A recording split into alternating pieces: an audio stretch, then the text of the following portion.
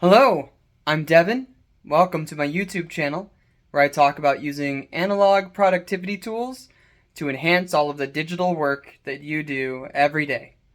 In this video, we're going to talk about setting up getting things done in an Everbook, specifically looking at bundle number 2, next actions. And so without further ado, let's get into it. Next actions. So let's talk about what actually goes in here. What is a next action?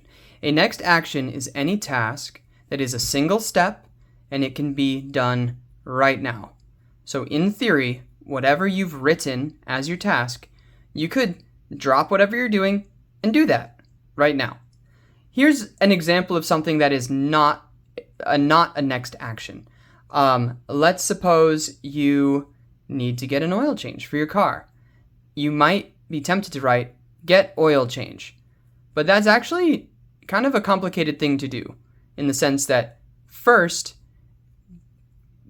there are multiple steps to getting an oil change for your car if you're taking it to a mechanic. Step number 1 is probably calling the mechanic or hopping on their website to schedule an appointment.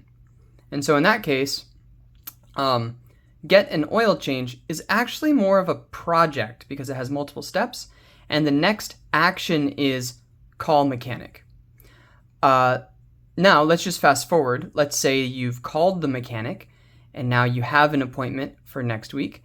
You might be tempted to write in as a next action, drive car to mechanic for oil change or something like that. That should not go in here. Why? You cannot do that until your appointment time. And so it is going to go in a different place. There is a place for it in your getting things done setup.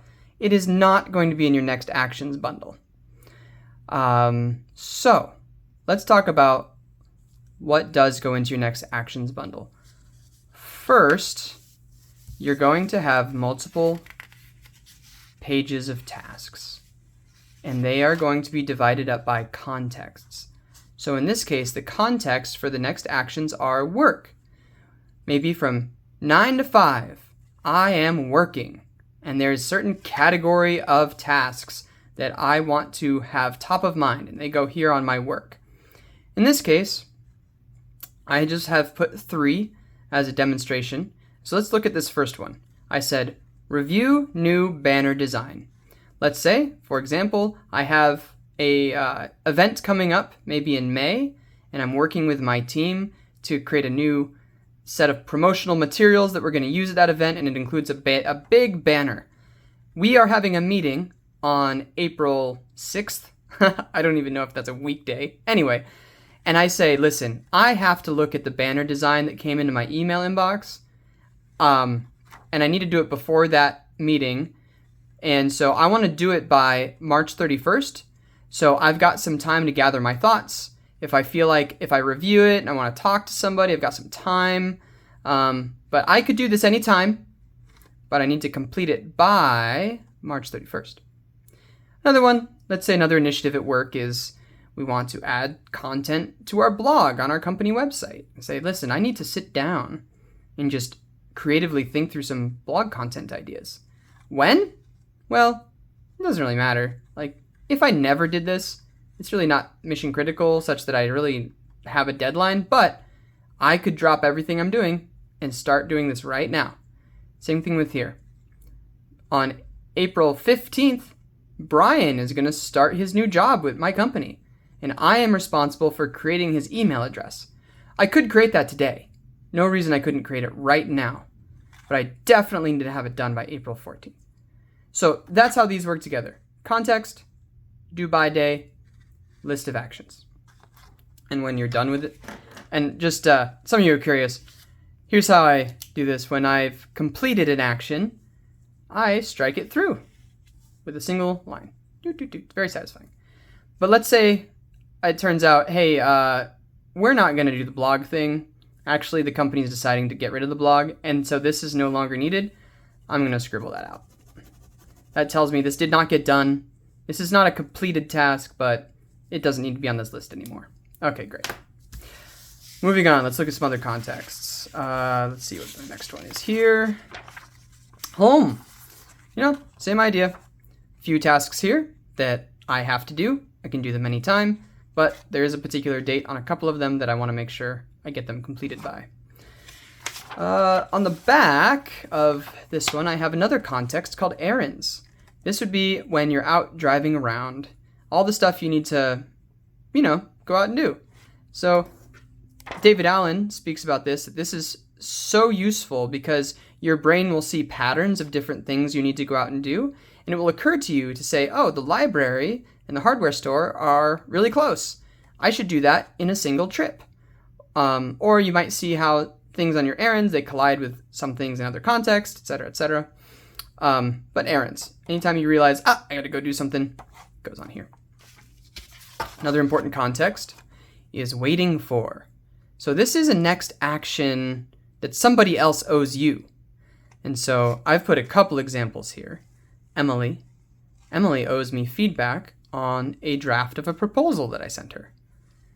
And my dentist, I sent them some insurance information, and they need to send back that the info they have on file matches the information I sent them. Those are just hypotheticals. Now, I made a mistake when I made this. I wrote due by. That's not what you put for the date. The date here is sent on. So you can say, I sent that draft to Emily back on March 10th. I'm recording this here on March 24th. So you can say, Emily, why have I waited 14 days to get your feedback? Just helps you prioritize and know, I have questions. It's been a long time, or it hasn't, or I just sent it yesterday. Whatever. It's just, you record when it was sent on. Maybe you need more detail than that. Everyone's different. All right. Last two contexts I'm using as examples. Phone calls. I don't know about you, but I kind of need to be in a certain frame of mind when I make a phone call. But once I've made one phone call, I can make 100 phone calls. And so, if I realize, I need to talk to someone about that thing, well, I'll just add it to the list.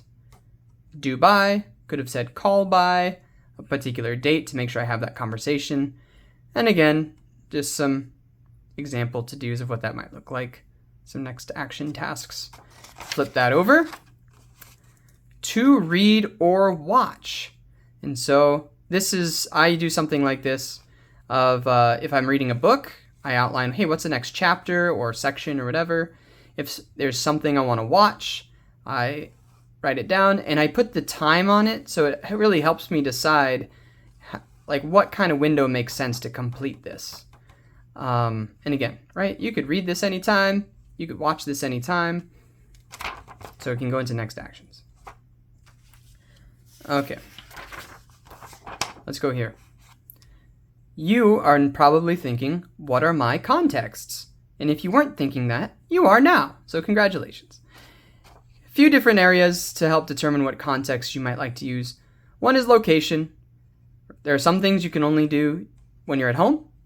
There's some things that you can only do if you're at the office. Responsibility. You saw this in mine. You have personal tasks, and there's times of your day when you want to be focused on working on all your personal stuff.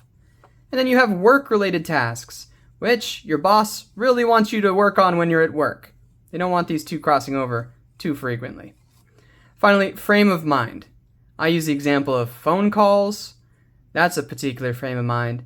And then deep work is also a particular frame of mind. I know, just for me personally, I have a relatively large document that I have to get out here by the end of the week. And I go, there's a particular context where my mind is ready to do that work. And it is quite different from when my mind is ready to do this work. All right. I listed out the context that I am using now. You'll probably experience this too. Your combination of contexts will evolve as you figure out how you best group things, how they make the most sense. And it's really a matter of what feels right. So for me, I've actually got 3 home contexts. Home, stuff I got to do inside. Home, stuff I got to do outside. A lot of yard work goes on here. And home, admin. Like paperwork, emails, digital stuff.